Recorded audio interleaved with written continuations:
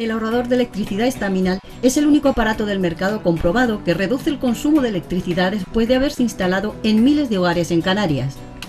No deje que su factura de electricidad afecte a su economía familiar. Estaminal es autoinstalable y no consume electricidad. Estaminal le garantiza una reducción de un 20 hasta un 35% de su recibo de luz. Diga basta al excesivo consumo de electricidad y llámenos ya al 928-481-249. Recuerde, puede ahorrar hasta un 35% de su factura de electricidad. Estaminal, la seguridad del ahorro.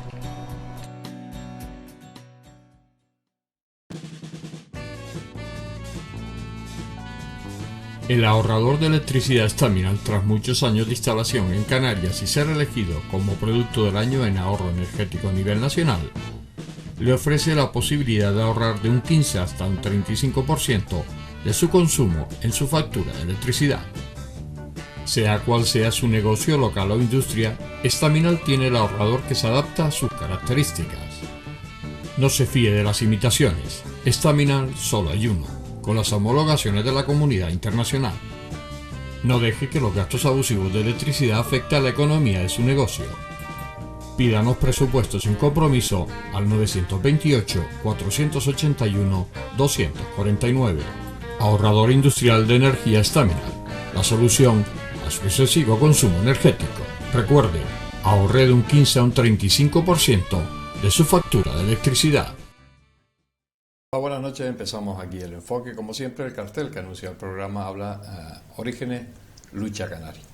Vamos a hablar de esos orígenes de la lucha canaria, de la relación que tiene con otras luchas, con otros países, un poco la historia de esta lucha canaria. Para hablar de ello tenemos al periodista Pedro Reyes, bueno, pues que lleva muchos años investigando acerca de la lucha canaria y bueno, pues vamos a intentar enterarnos un poquito más de ese deporte o de nuestro deporte autóctono con nuestro invitado.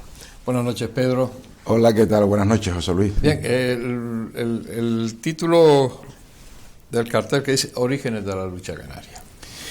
Sí, porque aunque hace 14 años fue un tinerfeño, el folclorista Francisco Miranda, el que ya dio la primera pincelada y dijo la posibilidad de que la lucha canaria, su origen fuera la lucha Azdarui-Bereber, lo dejó ahí. Pues yo he estado varios años investigando. Yo ya en 2019 casi acredité que la lucha canaria venía de la lucha Azdarui-Bereber, y ya en 2024 puedo asegurar prácticamente en un 100% que la lucha canaria, su origen es la lucha Azdarui-Bereber. En las Islas Canarias, ¿cuándo se empieza a practicar y cuándo es realmente una lucha federada y toda esta historia posterior de este... Bueno, la lucha canaria tiene diferentes etapas, ¿no? Comienza a practicarse como lucha autóctona pues cuando los bereberes arriban a las Islas Canarias, que por cierto, con eso hay dos teorías importantes. Y ya lo decía un investigador francés, Jean-Paul Canamas, que los europeos tenemos la costumbre de hablar de la historia de los demás, pero nosotros cuando investigamos no nos ponemos en el lugar de los demás. Entonces, ¿yo qué he hecho ahora? He buscado las investigaciones desde el punto de vista europeo, canario, español y demás, pero también lo que dicen los bereberes, porque no hemos mirado en sus libros, ni se nos ha ocurrido. Y resulta que ellos, por ejemplo, cuando nosotros hemos averiguado ya a ciencia cierta que procedemos del noroeste de África, de las etnias líbico-bereberes, resulta que ellos ya en sus libros lo dicen hace 300 años, que el mundo bereber iba desde Egipto a las Islas Canarias. Eso me ha dado la idea de haber investigado en el mundo bereber, en sus libros, en sus notas, en sus estudios, no solo en las de los europeos. Y claro, la visión es totalmente diferente. Por ejemplo, aquí decimos, ¿cuándo llegaron los bereberes a Canarias? Que llegaron diferentes oleadas. Se dice, no se sabe. Hay una teoría que es que los romanos se enfadaron por la pelea que tuvieron con las etnias del noroeste de África, y cogieron, los metieron en barco y los trajeron castigados a las Islas Canarias. Esa es la teoría, digamos, occidental. Pero a ellos no le hemos preguntado, y le preguntamos a ellos, ¿qué dicen? No, disculpa, eso es un error. Nosotros hemos ido a las Islas Canarias de manera voluntaria, porque Juba II, que era el rey de Mauritania, no Mauritania, sino Mauritania, que era como se llamaba al principio, que prácticamente era la zona noroeste, todo se llamaba así. Juba II era un rey de origen bereber, que tenía buenas relaciones con Roma, eran, digamos, coleguitas, además estaba casado con la hermana de Cleopatra, ¿no? O sea, que había buen rollo, y los romanos, pues, le dejaban hacer y estar. Entonces, Juba había enviado a Canarias unos barcos para que investigara las islas, ¿no? Porque estamos a 100 kilómetros de su territorio. ¿Y qué hicieron? Ellos llegaron, vieron, le dieron el parte, y Juba, con el resto de tribus, poco a poco decidió ampliar su imperio, porque él decía que las islas pertenecían a su imperio, porque estaban al lado, pero no estaban pobladas. Entonces decidió ir mandando tribus a diferentes islas, familias, con los elementos de agricultura, con las cabras fundamentalmente. O sea, eso es diametralmente opuesto a las teorías europeas, que por cierto, ellos dan por verdadero que es cierto que hubo un castigo a una de las tribus, a la Gomera, o los Gomeras exactamente, que se envió a la Gomera y les cortaron la lengua. Y los europeos creen que el silbido gomero viene porque no tenían lengua. Y yo creo que es un craso error, porque se ha averiguado que el silbido para comunicarse existía en todas las islas montañosas, solamente que ha perdurado en La Gomera y un poquito en el Hierro. Es decir, a medida que pasan los años, la investigación es mucho más creíble, hay más fuentes y se van viendo otras cosas que hace 20, 30 años pues eran inviables, ¿no? Pero claro, hay que investigar desde los dos lados, no desde uno solo. Y es lo que yo estaba haciendo para acreditar por las cosas que he investigado y que para mí están clarísimas, ¿no? Como que la lucha de los aborígenes o indígenas.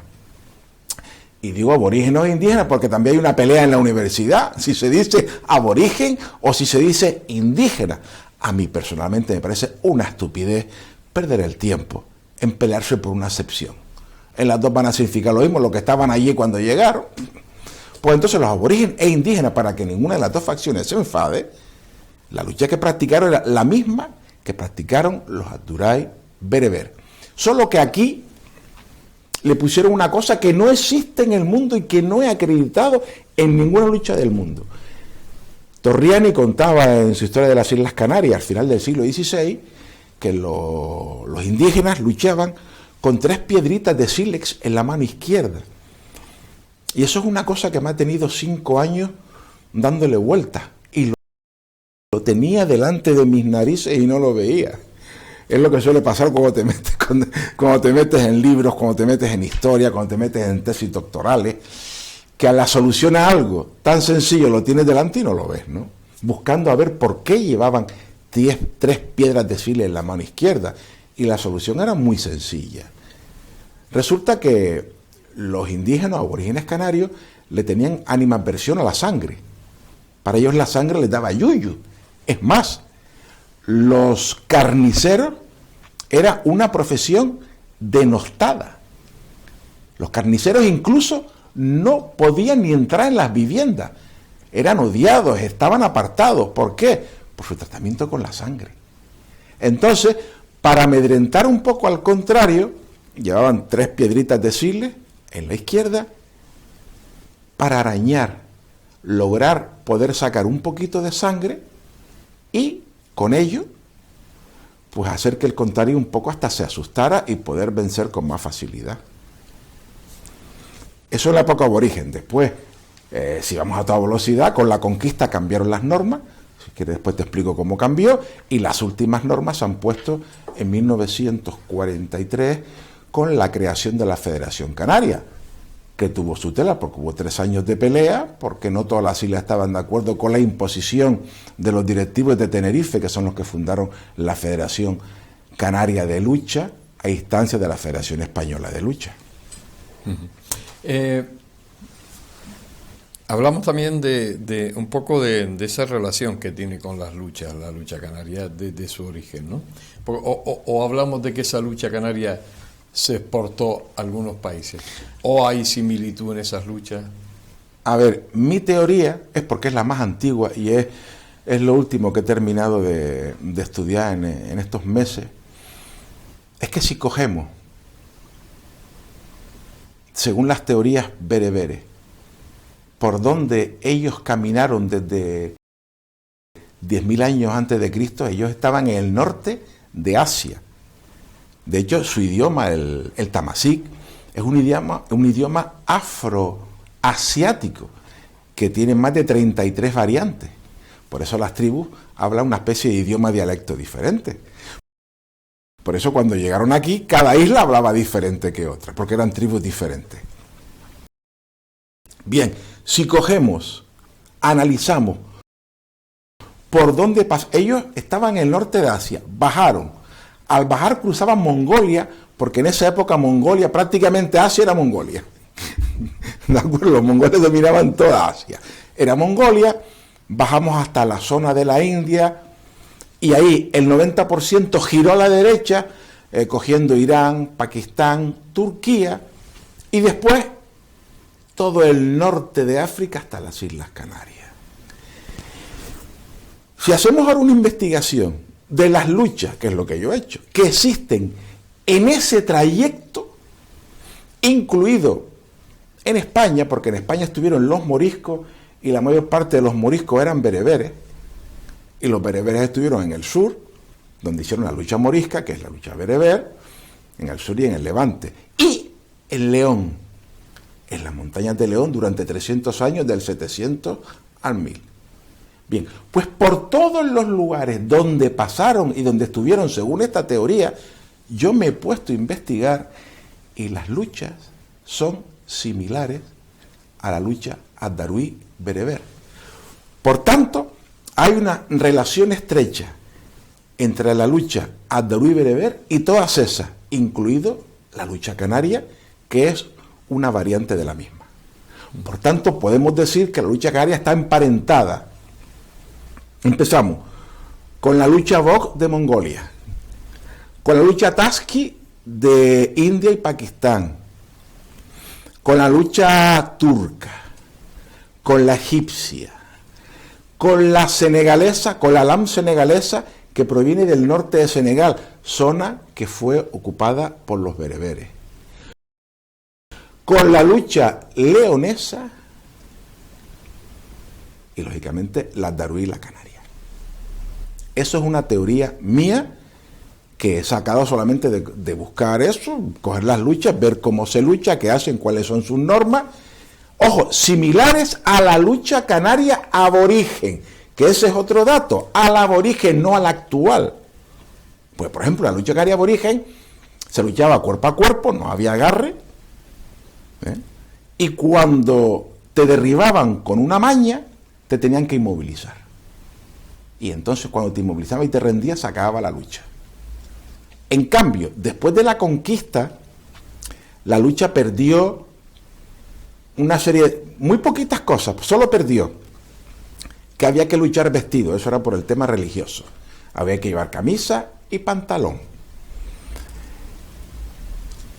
Perdió la caída. Ya el final de la luchada no era cuando se inmovilizaba en el suelo, al contrario, sino cuando caías y tocabas con una parte de tu cuerpo la arena. La única lucha que tiene esa norma de todas las que he dicho es la lucha morisca. ¿Y por qué? Porque entre los conquistadores había, se me olvidó la lucha gallofa portuguesa también, Entre los conquistadores había portugueses que tenían la lucha gallofa, leoneses, lucha leonesa, moriscos bereber, con su lucha que era prácticamente la misma que la Azdaruí. Y era la única de todas, la lucha morisca, que un rival pierde cuando toca con una parte de su cuerpo la arena. Y como había muchos moriscos entre los conquistadores, es más, después de la conquista, el 4 o 5% de la población canaria era morisca. Y en lugares como Telde llegaba al 15-16%. Entonces, por sentido común, los luchadores moriscos que estaban entre los conquistadores influyeron mucho en eso.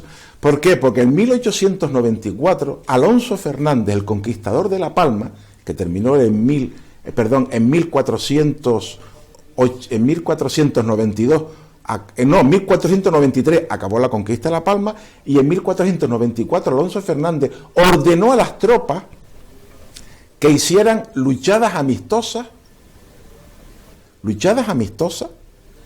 en todas las islas, con los indígenas o aborígenes, para estrechar relaciones. En esa luchada amistosa, evidentemente, se elaboró unas normas, y por sentido común, la que más influyó fue la lucha morisca, y por eso, a partir de ahí, la lucha canaria finaliza con la caída. Y eso se acredita con un acta del Cabildo de Tenerife de 1527, que por motivo del nacimiento de Felipe II se hizo una luchada en la laguna, donde decía perfectamente que el luchador perdía cuando caía, cuando tocaba con una parte de su cuerpo la arena. Entonces para mí es un tema clarísimo. Esto me costó mucho tiempo, porque la gente cree que las investigaciones son, no sé, que eso uno se levanta por la mañana y se le ocurren cosas. Yo le puedo decir que me ha costado los últimos 5 años muchísimas horas cada día. Por eso también he tenido que investigar pues sobre la historia de Canarias, para poder hablar de la historia de la lucha, y eso pues te da un bagaje, ¿no? Y sigo, porque es una cosa que hago todos los días, y a medida que sigo investigando voy encontrando pequeñas cositas nuevas. Por ejemplo, lo último que averigüé, había la lucha, por ejemplo, la lucha de Arruy, entre sus características, tiene que cuando vas a entrar, tiras arena al aire, como una especie de que va a empezar ese desafío o esa agarrada. Y Antonio Sedeño, que es un soldado que estuvo en la conquista, escribió un libro, y en él decía que él vio una lucha entre Doramas y Ventaguaire. Y cuando pasó Ventaguaire, dice que Doramas le echó arena en la cara. Yo creo que eso fue un despiste, que Doramas lo que hizo fue echar arena al aire para decirle: te reto, y empezamos a agarrar. Con lo cual, también en la lucha de los aborígenes, el empezar lanzando arena al aire era una costumbre igual que las Duray. O sea, buscar cada dato es muy complicado, hay que leer muchísimo. Vamos a hacer un pequeño alto. Estamos hablando con Pedro Reyes, estamos hablando de esta lucha canaria, este deporte nuestro autóctono, que bueno, va ligado a nuestra historia, a esta historia de Canarias, está esta lucha canaria. Hacemos un alto, enseguida estamos con ustedes. El ahorrador de electricidad Staminal, tras muchos años de instalación en Canarias y ser elegido como producto del año en ahorro energético a nivel nacional, le ofrece la posibilidad de ahorrar de un 15 hasta un 35% de su consumo en su factura de electricidad. Sea cual sea su negocio local o industria, Staminal tiene el ahorrador que se adapta a sus características. No se fíe de las imitaciones, Staminal solo hay uno, con las homologaciones de la comunidad internacional. No deje que los gastos abusivos de electricidad afecten a la economía de su negocio. Pídanos presupuestos sin compromiso al 928-481-249. Ahorrador industrial de energía Staminal, la solución a su excesivo consumo energético. Recuerde, ahorre de un 15 a un 35% de su factura de electricidad.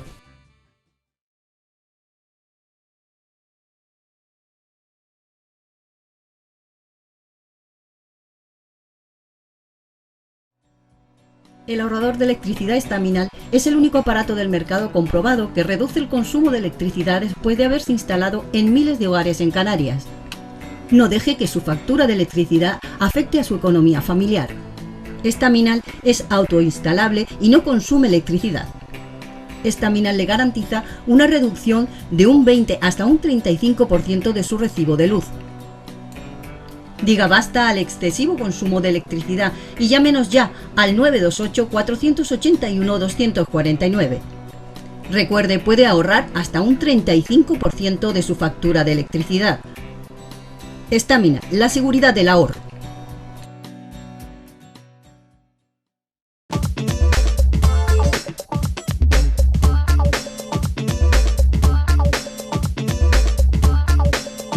Seguimos aquí en este enfoque dedicado a la lucha canaria. Estamos hablando con Pedro Reyes, bueno, como decíamos, un periodista que lleva investigando bastantes años sobre el origen de este deporte nuestro, de esta lucha, de esta historia nuestra como es la lucha canaria. Hablamos de que entra a formar parte de lo que hoy conocemos la lucha canaria en los años 40. Año 43 se crea la Federación la Federación Canaria de Lucha Canaria en Tenerife, y ahí se monta ya el primer pollo de esta lucha, ¿no? No, la lucha tuvo muchos pollos antes, muchos pollos antes, ¿no? Por ejemplo, en 1923 no hubo lucha.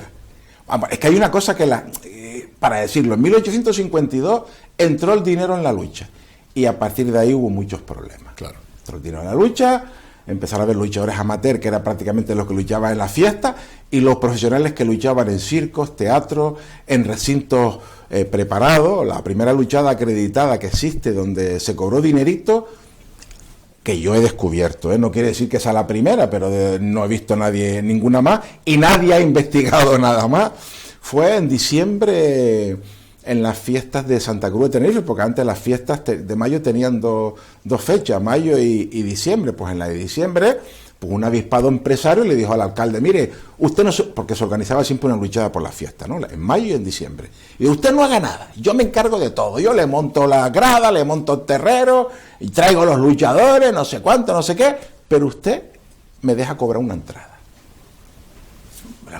Usted lo que quiere, si le quito un gasto al ayuntamiento, usted se encarga de todo, hágalo. Y en esa luchada además pasó otra cosa nueva. Al final de la misma, el público empezó a dar dinerito a los luchadores. Y a partir de ahí es la costumbre de dar dinero a los luchadores, en los aficionados, cuando hacen buenas agarradas, ganen o pierdan, porque ese dato nadie lo conocía tampoco. Bueno, pues ya con la entrada del dinero, no solo los empresarios hacían negocios, sino después muchos luchadores, sobre todo los grandes puntales, se reunían 2 o 3 para hacer exhibiciones o para incluso hacer luchadas. Se traían unos pocos luchadores de luchadas. Los desafíos. Habían desafíos y luchadas, un grupo contra otro, pero organizados por ellos. Con lo cual ellas es lo que se llaman las perras. Es que esto es importante porque también influyó en 1943. Entonces la lucha, pues digamos, había una parte deportiva de honor que se seguía manteniendo en las fiestas, pero en las fiestas humildes, porque en las fiestas grandes, amigos, ahí venía el empresario o los propios luchadores los que montaban el chiringuito con el correspondiente el dinero. Salvo en 1923, que hubo una guerra, es decir, hubo una guerra entre los grandes luchadores y los empresarios. Por tanto, los grandes luchadores no lucharon hace 101 años. ¿Qué pasó? Cuando la gente dice, no, la lucha va a desaparecer por esto, yo siempre digo, mira, la lucha no va a haber nadie que se la cargue. Pues lo que pasó en 1923 es que los que eran malos luchadores o los aficionados eran los que luchaban. Los que salían en la prensa, aunque la prensa les ponía a caer de un burro porque no sabía o sabía un poco, pero hubo lucha en 1923 con estos luchadores, con los que no sabían o con los malos. Por eso nadie va a poder con la lucha. Y llegamos a 1943, la madre del cordero. La Federación Española ordena que se cree, porque quiere ficha, exclusivamente para engordar y tener más ayuda, y ordena que se cree la Federación Canaria de Lucha. Se hace en Tenerife y, lógicamente, pone sus normas. Pone que va a haber a partir de ahora, porque no existían equipos de 12 luchadores, porque antes se luchaban... Primero era en los siglos, hasta el siglo XIX, eran número infinito de luchadores en un bando o en otro. Infinito, ¿eh? Ha habido hasta 400. Por ejemplo, la lucha de la media montaña en Tenerife en 1834. Pero ya en el siglo XX se empezó a poner entre 30 y 40 luchadores por bando, de media. De media, ¿eh? Y ya con la federación se dio 12 luchadores. En la lucha decidían los jueces, 3 jueces, que eran 3 personas, digamos, de reconocido prestigio de la zona, o antiguos luchadores. La norma fue, se acabaron los jueces, los árbitros. De hecho, el colegio de árbitros se creó en 1946. Y había un problema, que es el agarre, porque en cada isla se agarraba de una forma diferente. ¿Cuál se decidió? Lógicamente, el que había en Tenerife, que tuvo el apoyo del norte de Gran Canaria. ¿Y por qué tuvo el apoyo del norte de Gran Canaria? Muy sencillo. Era la época donde el Faro no había quien le ganara. ¿Por qué? Pues en Gran Canaria se luchaba a mano metida fundamentalmente, o como quiera. Es decir, el agarre era libre también, era la segunda opción. Y para un poco jorobar, para que hubiera alguna opción de derribar al Faro, pues en un referéndum que se hizo al Marqués de la Florida, cuando le dijeron que arreglar el problema canario, porque cuando se creó la federación, Gran Canaria dijo que ni en broma. Por eso se creó en el 43 y no empezaron las competiciones hasta el 46, porque el resto de islas se negaba, y sobre todo Gran Canaria. Hay fichas del año 44 y del año 45, que yo las tuve en la exposición de lucha que hice en el Centro Comercial Las Arenas, que no se rellenaron. No luchamos. Y no luchamos de manera federada. Se seguía luchando aquí en Gran Canaria sin problema. Hasta que el Marqués de la Florida solucionó el tema. ¿Cómo lo solucionó? Pues como ni Madrid ni Tenerife quería bajarse del burro con el tema de las normas que había impuesto, le sacó la creación de las 2 federaciones provinciales, que por cierto se llamaron mal. A una era la Federación... Bueno, se llamaba... El nombre real era Federación Regional de Las Palmas. Debe haber sido Federación Provincial porque solo tenía jurisdicción en la provincia de Las Palmas. Y la otra era Federación Regional de Tenerife. No tenía ni el nombre provincia, tenía el nombre de la isla, no el nombre de la provincia. Pero digo que se llamó mal, ¿no? Pero es lo que se creó gracias a la intervención del Marqués de la Florida, para hacer que la gente de Gran Canaria, fundamentalmente, entrara por el redil de la lucha. Eso sí, en Gran Canaria, en la provincia de Las Palmas, las competiciones provinciales o insulares se podía luchar como le diera la gana. Pero a nivel regional tenías que luchar con las normas de la regional. Y así se quitó ese problema grave que hubo de que no se luchaba en Canarias a pesar de tener federación del 43 al 46. Por eso en 1946 comenzaron las primeras ligas provinciales insulares, por decirlo así, porque solo lucharon en Tenerife, solo luchaban equipos de Tenerife, y en la provincia de Las Palmas solo luchaban equipos de Gran Canaria, los 4 equipos que había. Y esa es la historia real. Todo lo que es fuera de aquí es lo que me hubiera gustado que ocurriera, pero no la realidad. Y para eso hay que estudiar, hay que investigar, etcétera, etcétera. Porque hay mucho listillo suelto, hay mucho enterado. O sea, el primer enterado de la lucha era yo, porque yo llegué hace 9 años, empecé a hacer y decir cosas, y como me decían aquello de, tú que acabas de llevar, ¿qué sabrás de la lucha? Y tiene razón, yo era nuevo, no tenía ni puñetera idea de técnica de lucha canaria, y sigo sin tenerla, pero investigaba horas y horas, y más que horas. O sea, eso se llama trabajo. Y claro, y por eso era un enterado, porque yo decía una cosa y yo averiguaba otra. Entonces, esta historia estaba oculta, la verdad. Se habían dicho otras cosas, otras falsedades. Lo que yo tengo está acreditado. Y por eso se discute un poco conmigo de historia, porque no lo sostienen con acreditaciones. Ha quedado muy claro. Hablamos de esta lucha canaria de hoy. ¿Cómo la ves? Porque aunque tú te incorporaste a la lucha hace 9 años, pero bueno, tú has investigado y sabes cómo era un poco esa lucha. De esa lucha de los años 40, 50, a esta lucha de hoy. No, vamos a ver, hay muchísimas diferencias, aunque yo me haya incorporado tarde, pero he investigado, he visto películas, he leído muchísimo, he hablado con los grandes puntales de la historia que están vivos, he hablado con los familiares de los grandes puntales de la historia, de todos los sitios, no solo de Gran Canaria, Lanzarote, Fuerteventura, La Palma, Tenerife, El Hierro. Y todos dicen lo mismo. Todos la gente del siglo XX con la que he hablado, y te puedo asegurar que hablamos de, empezamos por los 60, Pepín Ruano, familia de Barbusano, Melquiades, Loreto IV, Valencia, Nino Jiménez, etcétera, los que quiera. Todos dicen exactamente lo. Primero, la lucha de hoy es empujones. Jamás emplean esa palabra.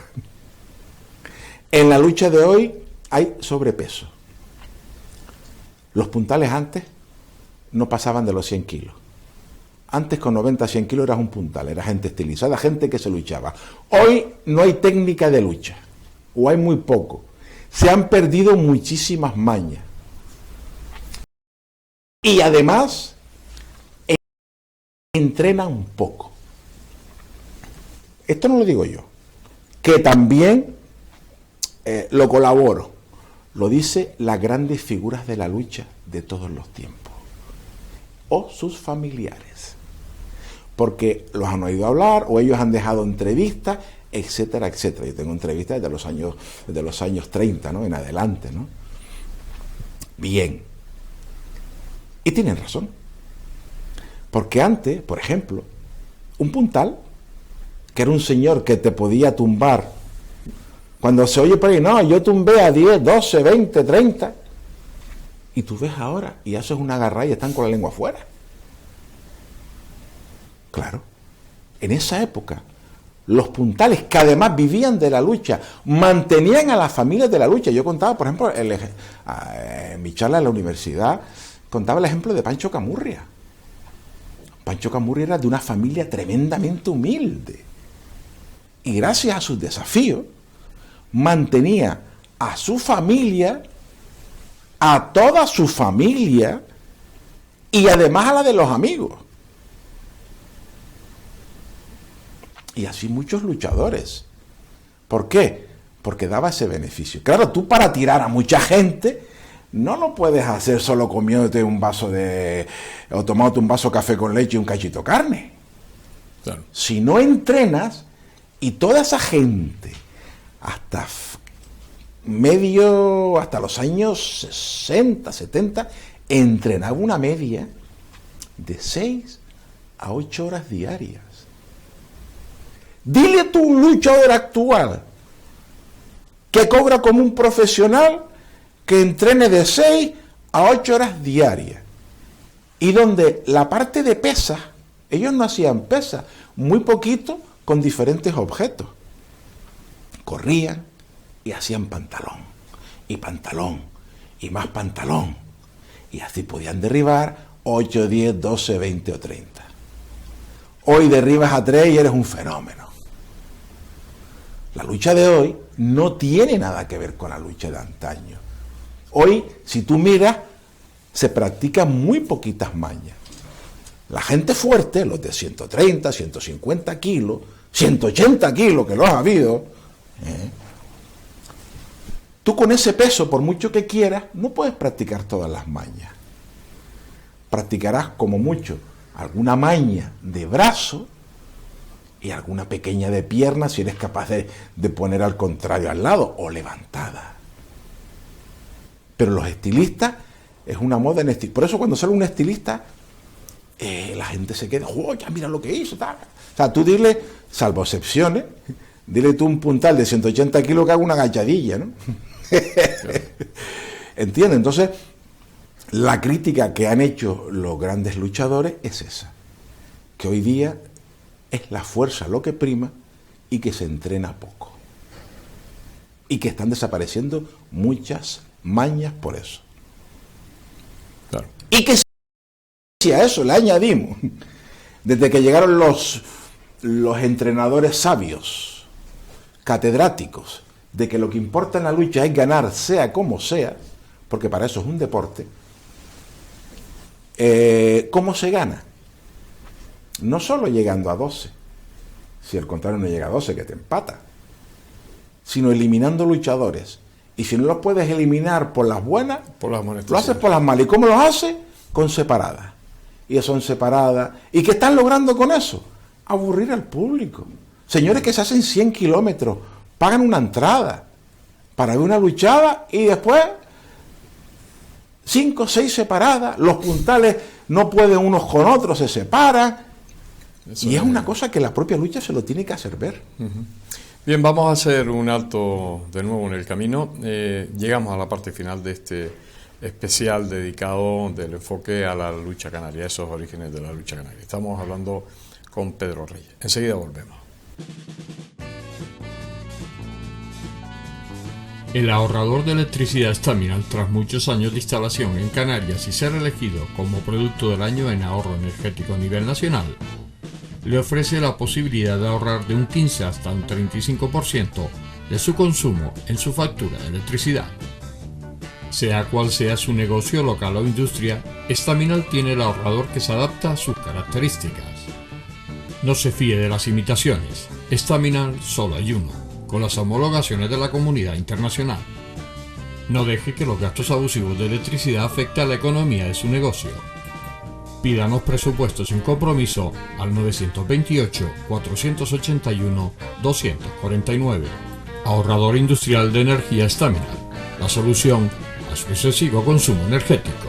Recuerde, ahorre de un 15 a un 35% de su factura de electricidad.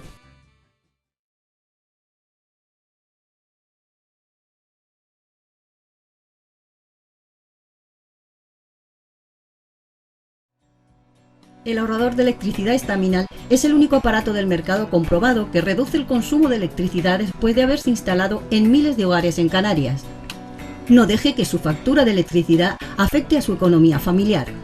Staminal es autoinstalable y no consume electricidad. Staminal le garantiza una reducción de un 20 hasta un 35% de su recibo de luz. Diga basta al excesivo consumo de electricidad y llámenos ya al 928-481-249. Recuerde, puede ahorrar hasta un 35% de su factura de electricidad. Staminal, la seguridad del ahorro.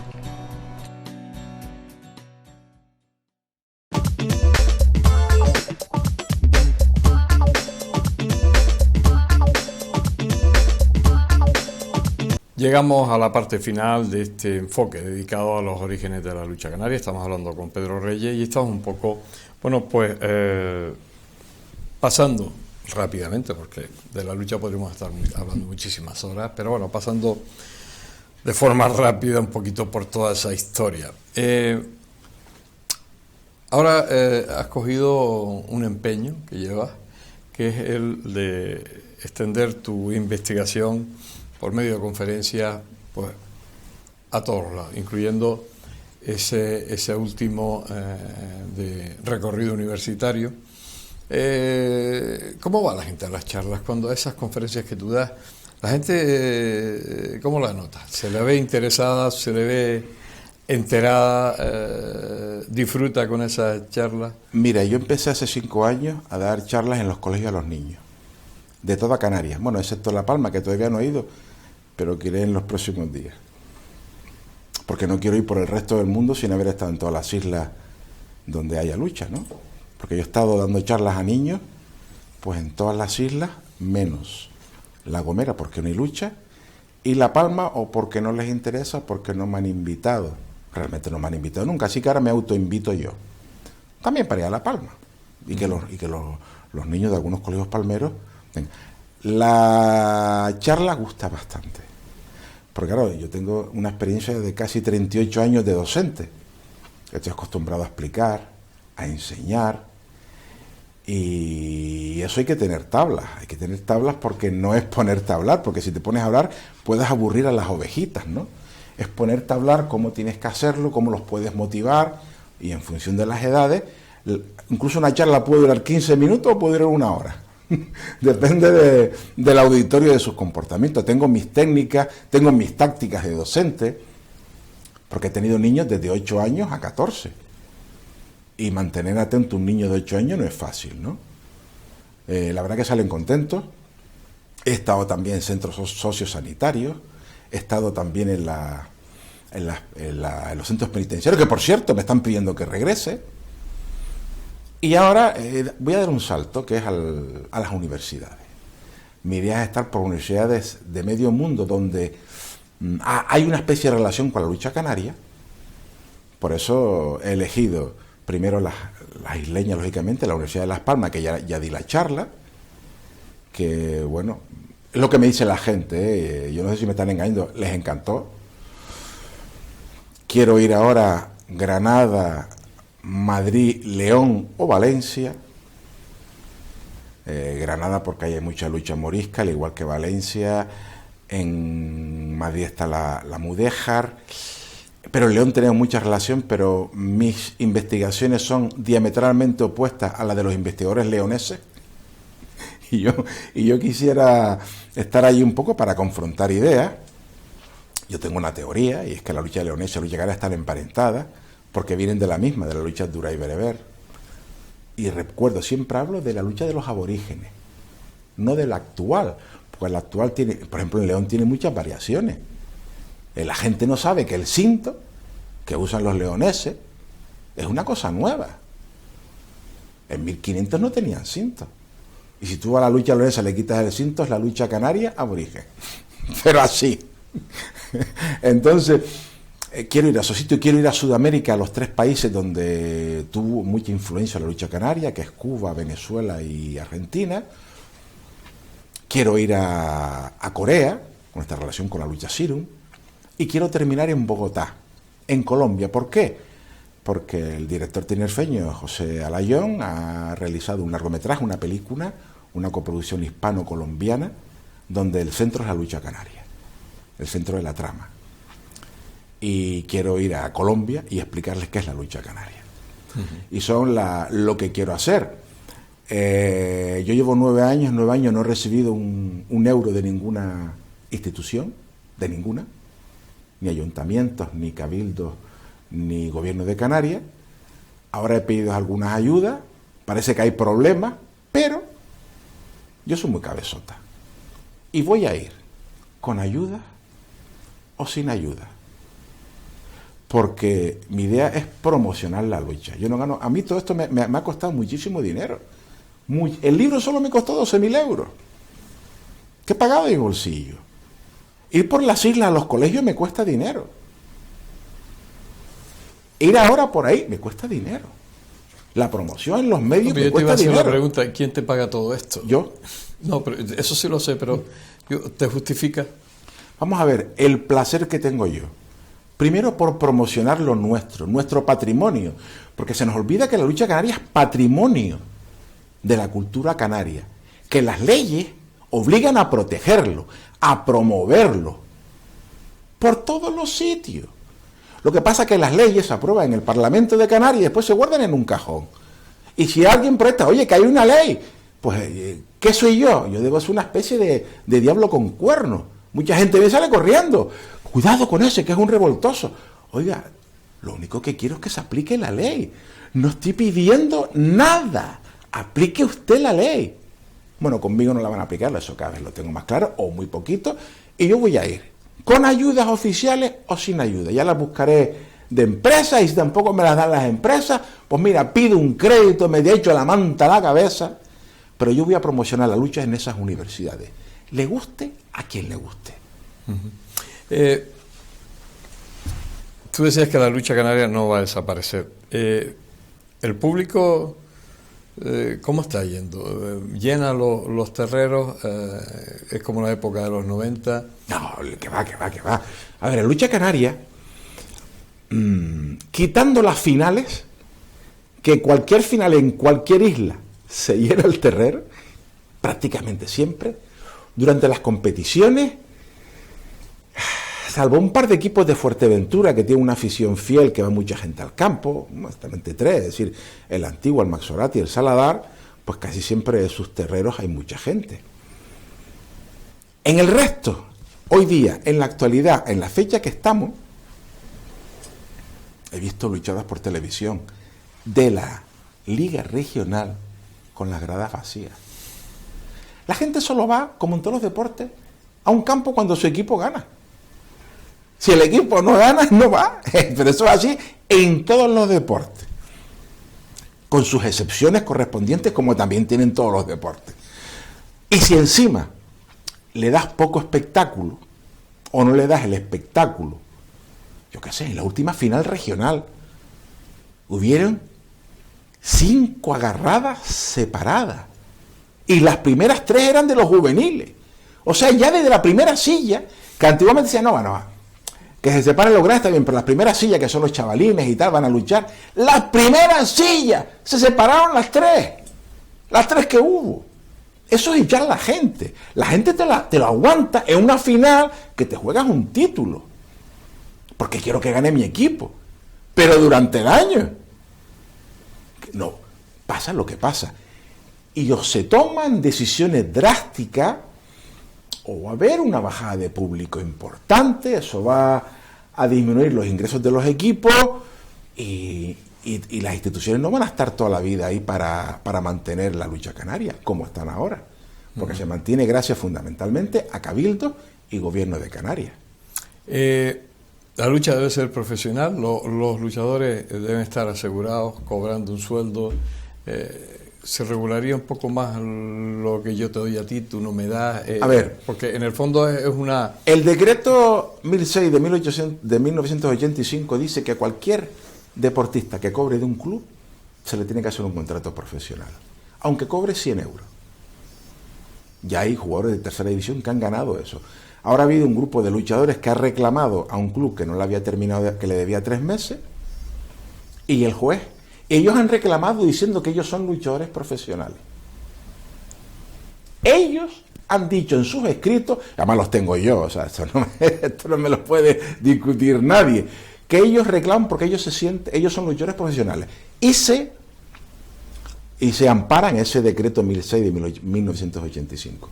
Por tanto, la lucha tiene que estar ya con sus contratos, los que cobran lo que cobran, que paguen su seguridad social, su IRPF y todo. Y así los presidentes, que me llaman a mí para que lo diga, porque ellos no lo quieren decir para no pelearse con los luchadores. O sea que, como siempre, el malo soy yo porque lo digo. Pero los presidentes piensan lo mismo. ¿Por qué? Porque a ellos les cuesta justificar el sueldo de los luchadores. Y esa es la realidad. Y entre antes modernicemos a la lucha,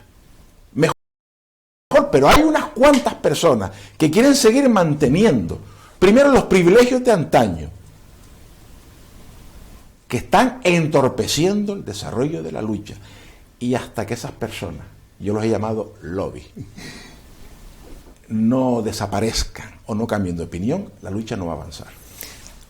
Pues esas son las palabras de Pedro Reyes. Se nos ha acabado el tiempo, podríamos estar hablando muchísimo con Pedro, aparte como es compañero de esta casa durante muchísimos años, pero bueno, ha hecho una investigación sobre la lucha canaria que creo que es única y singular, y bueno, pues eso desde esta casa también, desde TAC Televisión y Canal Deportivo, se lo valoramos muchísimo. A lo mejor otras instituciones no, pero en esta casa sí sabemos de ese trabajo y sabemos que va a ser esa conferencia por todas esas universidades, pese a quien le pese, y si no tiene subvención, pues él se buscará la vida y a lo mejor de su bolsillo pues lo va a hacer. Así que estamos seguros de que eso va a pasar. Pedro, gracias por acompañarnos, desearte lo mejor, que esa tournée de universidades sea todo un éxito, que estoy seguro que lo va a hacer, y estoy seguro que lo vas a hacer, y bueno, y que la lucha canaria al final es la que gana, la que se promociona, aunque sea a costa de un periodista, como es el caso tuyo, pero bueno, va a estar la lucha canaria en todos esos países y en todas esas regiones españolas.